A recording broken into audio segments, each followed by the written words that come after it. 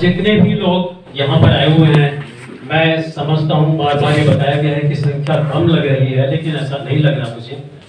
संख्या कम नहीं है, क्योंकि यहाँ पर हर व्यक्ति के पास हजारों गुना व्यक्तित्व मौजूद है।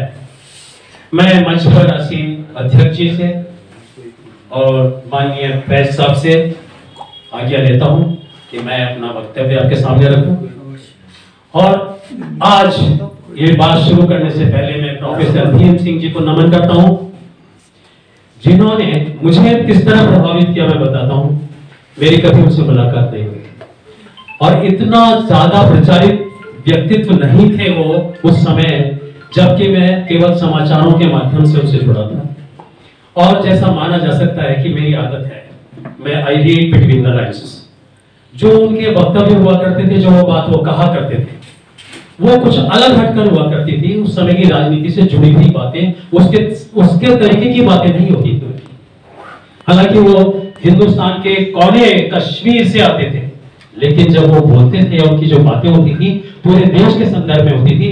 मुझे उस समय का याद करके आज फिर बहुत ही रोमांचित हो रहा हूं और मैं उनके नाम से बोलना चाहता हूं, professor Bhim Singh, professor Bhim Singh, professor Bhim Singh.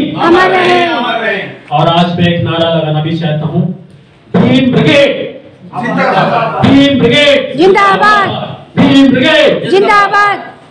उन्होंने भीम ब्रिगेड के रूप में जो स्थापना की और जिस कार्यक्रम को चलाने के लिए आज हम सब लोग एकत्रित हो रहे हैं, ये भी एक बहुत बड़ी बात है कि भीम सिंह जी तो हमारे बीच में नहीं है, लेकिन उनका कार्यक्रम हमें लगातार प्रज्वलित कर रहा है इस काम के लिए कि हम उनके जो विचार हैं, जो उनकी भावनाएं हैं, उनको हम आगे जारी रखते रहे। बहुत बड़ी उपलब्धि उनकी रही और आज हम लोग उसका सम्मान करने के लिए एकत्रित हो रहे हैं। और जैसा कि विषय है, मैं उस पर आता हूं सीधा सीधा।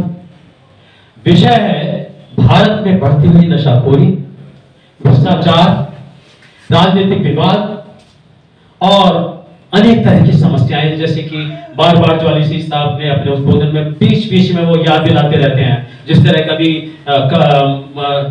ऐसे प्रोग्राम में जाएं जहां पर संगीत के कार्यक्रम होते हैं, तो जो एंकर होता है ना, बीच में शेर पढ़ता है और उससे लोग जागृत होते रहते हैं। तो ज्वाली साहब बार बार एक छोटी समस्या में बैठा सोच रहा था, इतनी सारी बातें बता रहे हैं और ये कह रहे हैं कि आज हम इन सब पर विचार करें। कैसे करेंगे हम इन सब बातों पर विचार? ज्वाली साहब, ये बहुत बड़ी बातें हैं, आपने जो छोटी बातें कही हैं, लेकिन ये बहुत बड़ी बातें हमारे समाज के लिए। लेकिन मैं संक्षेप में एक बात कहना चाहता हूं, जितनी भी समस्याएं हैं, ये सब जुड़ी हुई तो एक व्यक्ति के साथ हैं। हर व्यक्ति इसका भागीदार या तो करने में है, या इसको रोकने में है, या इसको सहन करने में है। हर व्यक्ति इससे प्रभावित होता है।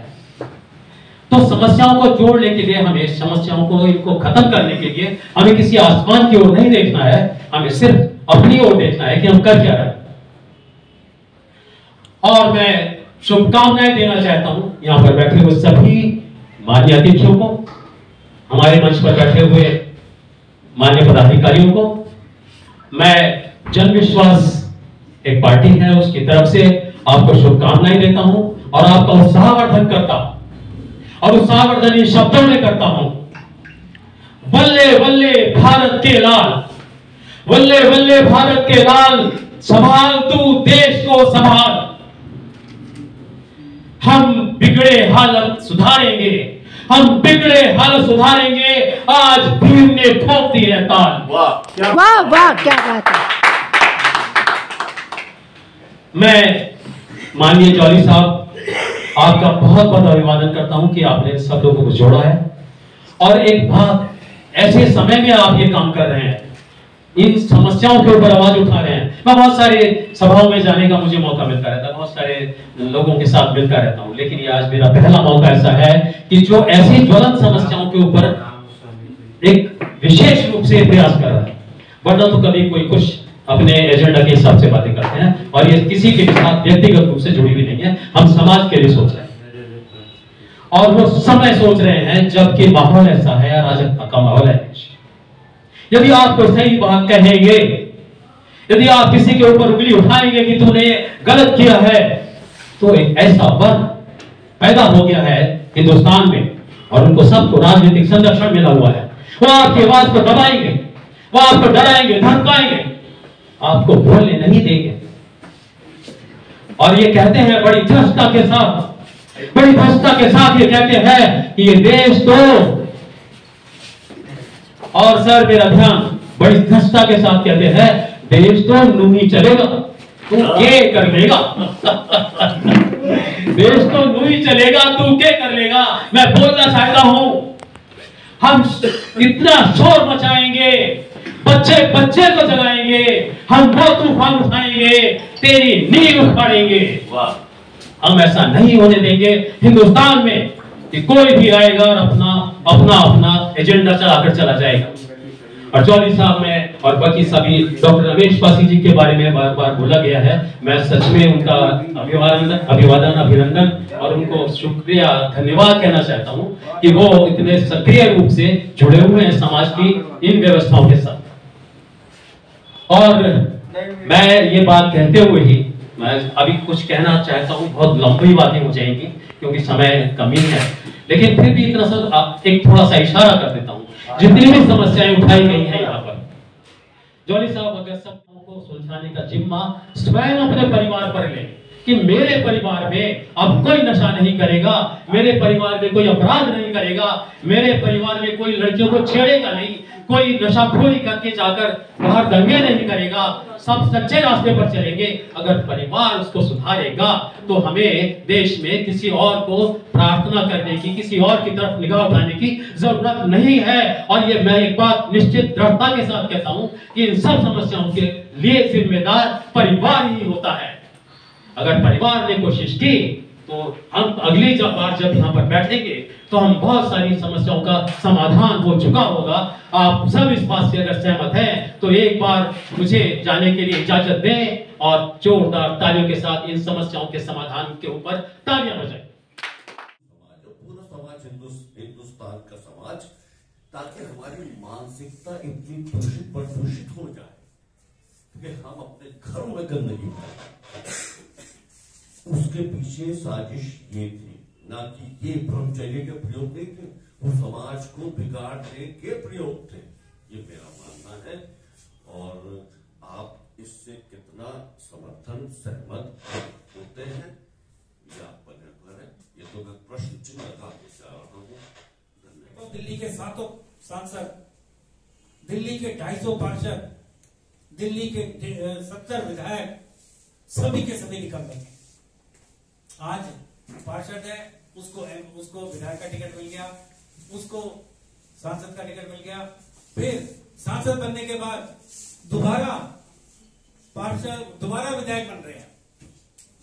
आदरणीय परवेश वर्मा जी को नई दिल्ली से उम्मीदवार घोषित किया गया है और मुझे नहीं लगता कि केजरीवाल साहब लड़ेंगे। अगर केजरीवाल साहब लड़ना होता तो वो 2 जो हमारे देश में जो चीजें चल रही हैं कैसे रोका जाए, किस प्रकार हम सब मिलकर देश में एकता, एकजुट बनाएं और देश को जैसे खुशहाल और विश्व में नाम उसका बढ़े। और मैं जिस प्रकार से अपने क्षेत्र, अपने विषय में बताऊं, नाम शैल पासवान है और समर्पण एनजीओ की अध्यक्ष हूँ। तो मेरा एक मकसद था कि महिलाओं को सशक्तिकरण पे कार्य करते करते जब मैंने अपने क्षेत्र में, पुरानी क्षेत्र में रहती हूँ, जब मैंने देखा कि एजुकेशन सिस्टम, पहले आभार व्यक्त करना चाहूंगी डॉक्टर रमेश पासी जी का, जिन्होंने अपना पूरा हाल एक मीटिंग के लिए हमारे सबको दिया। इनके लिए आज आपके समक्ष एक ऐसे राजनीतिज्ञ, इकोनॉमिस्ट, प्रोफेसर, एक्टिविस्ट जिनको कहा जाता है शेर of Jammu and Kashmir, professor Bhim Singh ji पर सोलो एक्ट लेकर आया हूं, जिसमें उनकी जगह मैं शब्द का और जब कोई और कैरेक्टर आएगा पहले उसका नाम फिर उसका कहता बोलूंगा। तो हम स्टार्ट करते हैं। मेरा जन्म 17 अगस्त सन 1941 को बुडगेरिया, जो रामनगर, जो हिस्सा जम्मू एंड कश्मीर में आता है, में हुआ। मेरे पिताजी का नाम ठाकुर बीरबल सिंह था, जो द्वितीय विश्व युद्ध में लड़े थे। मेरे दादाजी का नाम जोरावर सिंह था, जिनको नेपोलियन ऑफ इंडिया के नाम से भी जाना जाता है। मेरी धर्म पत्नी का नाम जयमाला था। सन 1951 में जब शेख अब्दुल्ला जम्मू एंड कश्मीर के प्रधानमंत्री थे, तो हमारी 10,000 एकड़ जमीन पर उन्होंने कब्जा करवा दिया। तत्पश्चात मेरे पिताजी को बहुत ही गहन सदमा लगा और वो मर गए। हम 12 बहन भाइयों का पालन पोषण बड़ा ही मुश्किल दौर में, बहुत ही गरीबी में हुआ। सन 1953 में एक बार शेख अब्दुल्ला जब हमारे स्कूल आए तो मैंने उनकी तरफ फेंककर कन्फेक्शनरी मारी, जिसके लिए मुझे पहली बार जेल जाना पड़ा। मैं कॉलेज से ही भूख हड़ताल और पॉलिटिक्स इन सब गतिविधियों में बहुत ही सक्रिय था।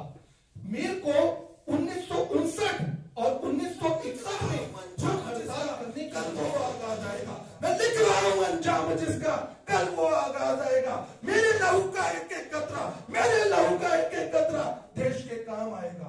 मैं रहूं या ना रहूं, मैं रहूं या ना रहूं, मेरे मरने के बाद देश पर मरने वालों का सैलाब आएगा। अभी एक छोटी सी बात, अभी नशा मुक्त भारत की बात कर रहे थे। आज से करीब 1 महीना पहले हम एलजी को मिलके आए थे, हम इंडियन मीडिया वेलफेयर एसोसिएशन से। 1 महीना पहले हम एलजी साहब से मिलके आए और आज मेरे पास तो पत्र भी मौजूद है। हमने उनसे कहा कि साहब दिल्ली में जगह जगह स्कूलों से नशा शुरू हो चुका है। फिर मेरी बहन कह रही थी, उन्होंने कहा हम इस पे एक्शन लेंगे, थोड़ा समय करो। और एलजी साहब और अमित शाह के साथ मीटिंग की कमिश्नर की, और उसके बाद फैसला हुआ कि हम पूरी रात नशा मुक्त अभियान चलाएंगे। और आप देख रहे हर रोज कहीं गांजा पकड़ा जा रहा है, कहीं कुछ पकड़ा जा रहा है, हर रोज का चलेगा। जय श्री राम, जय हिंद। मेरा नाम रोशनी रेजा है और मैं सुखमनी सेवा ट्रस्ट की अध्यक्षा हूँ। अभी सबसे पहले तो मैं तहे दिल से आभार देना चाहूंगी मैं पासी सरकार, जौली सरकार, खन्ना सरकार, जो कि हर बारी हर साल इस दिन पे एकत्रित होके लोगों को जागृत करते हैं ऐसे कार्यों के लिए। सबसे ज्यादा इज्जत भारतीय वहां पर ये नहीं देख रहा है कि शर्मा है कि पांडे है कि पासी है कि सिंह है कि गुप्ता है, वो अरबी ये नहीं देख रहा है। वो देख रहा है क्या लिखा है, अल हिंद लिखा है, इंडिया लिखा है। इसको हम घर दे सकते हैं, इसको हम काम दे सकते हैं, इसको बिजनेस की अनुमति दे सकते हैं। बांग्लादेशी है, नहीं देगा, शोर की इमेज है उनकी। मैं खुले हम कह रहा हूं, गल्फ कंट्री में बांग्लादेशियों को मैक्सिमम नौकरी जो मिलती है टॉयलेट साफ करने की, स्वीपर की। हम स्वीपर के काम को गंदा नहीं कह रहे, सब हमारे भाई हैं, हम ये नहीं कह रहे गंदा, लेकिन उनको कोई बड़ी जिम्मेदारी नहीं दी जाती है क्योंकि उनको लगता है कि वो चोरी कर लेंगे। हाँ, तू टॉयलेट से वो नलका निकाल के ले जा, कोई बात नहीं, उससे कोई फर्क नहीं पड़ेगा, लेकिन हाँ तो उनको नहीं दे रहे वहां पर काम, नहीं देते।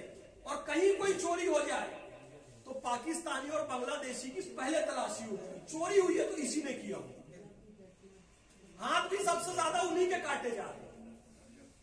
भारतीयों को जिम्मेदारी का काम दिया जाता है क्योंकि हमने अपनी छवि, अपना लोकतंत्र, अपना सांप्रदायिक सद्भाव हमने बनाकर रखा हुआ है। हम सांप्रदायिकता की राजनीति की ओर कभी नहीं बढ़े।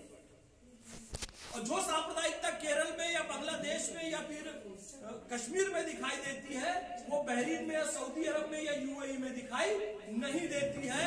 मेरी गो कथा हुई है वहां पर, बहरीन में गो कथा हुई है। इसी अरबी में ये निवेदन है और आपने मुझे यहाँ पर बुलाया, समय दिया, फिर से एक बार संकल्प दोहराएंगे। मैं राजू भैया मेरे बहुत आदरणीय हैं, इन्होंने एक बार खड़े हो जाएगा पूरा 2 मिनट के लिए। मैं अक्सर इनसे कहता हूँ भैया, शहीदों का सम्मान, शहीदों की जयंती, शहीदों का आप जो पुण्यतिथि का कार्यक्रम करवाते हैं, अब ये भीम सिंह जी हमारे आदरणीय, ये भी इनको शहादत का मर्तबा हासिल है क्योंकि इन्होंने अपने जीवन में बहुत बड़े बड़े ऐसे काम किए हैं जो कि इस मानवता के कल्याण के लिए हैं। तो मैं अक्सर ये कहता हूं कि जिस दिन मेरे पास कुछ पावर आया, राजनीतिक आर्थिक बड़ा पावर आया, तो ये कार्यक्रम जो हम कभी जंतर मंतर में कर रहे हैं, पासी साहब के छत्र छाया में कर रहे हैं, ये सबसे बड़ा क्रांतिकारियों का जो क्षेत्र है वो फिरोज शाह कोटला, जहां भारत के इतिहास के क्रांतिकारियों की सबसे बड़ी बैठक हुई थी। तो इंशाअल्लाह मैं जिस दिन पावर में आया, भगवान ने मुझे कुछ दिया, ये कार्यक्रम फिरोज शाह कोटला ग्राउंड में होगा और उसके संयोजक हमारे राजीव भैया रहेंगे। हर कार्यक्रम में ये संकल्प दोहराते रहो तो भगवान एक न एक दिन जरूर होगा। अब हमारे आदरणीय रमेश पासी जी अपना वक्तव्य रख रहे हैं। सभी से निवेदन है कि इनकी बात को शांति चिंतन करके जो मोरल मॉडल आज किसी में मापदंड नहीं है, कहता कुछ है, करनी कुछ है, कथनी कुछ है और लिखनी कुछ है। सबसे जरूरी है कि किसको मापदंड है। और दूसरी चीज है पारदर्शिता। जब तक पारदर्शिता नहीं आएगी, जो दिल में है वही बाहर होना चाहिए। वो कैसे है फिर वो पैरामीटर पे डिपेंड करता है। और तीसरी जो चीज है वो सबसे ज्यादा इन्वॉल्वमेंट। हम इतनी पार्टियां बनाते हैं, क्यों बनाते हैं? तो मैं नेता बन जाऊं, मैं अच्छा काम कर सकता हूँ। क्यों ना हर एक आदमी कहीं ना कहीं उनकी इन्वॉल्वमेंट भागीदारी हो, ताकि उसको संतोष मिले, सेटिस्फेक्शन किए करे कि मैंने कुछ किया। और चौथी जो चीज है वो है क्षेत्रीकरण, रीजनलाइजेशन। जब तक हम रीजनलाइजेशन ये आइडेंटिफिकेशन आई है, आधार कार्ड आ गया, पैन कार्ड आ गया। आई एम वेरी प्राउड हमारे जो इनिशिएशन पे हमने 2001 में इंडियन पीस मिशन स्थापना करी थी और 2001 में ही हमने कहा था जब तक एक नेशनल आइडेंटिटी नहीं होगी तब तक कोई इम्प्रूवमेंट करप्शन नहीं खत्म होगी। अब आइडेंटिटी आने के कारण करप्शन काफी कम हो गई। और दूसरी चीज जो कह रहा था मैं इन्वॉल्वमेंट होनी चाहिए, तो अभी उसकी आवश्यकता है। जो तीसरी चीज है वो institution of security. Institution security तो कई जगह दे रही है गवर्नमेंट और उसका पैरामीटर नहीं है। चौथी चीज जो है वो इम्प्रूवमेंट इन फाइनेंशियल सर्विसेज।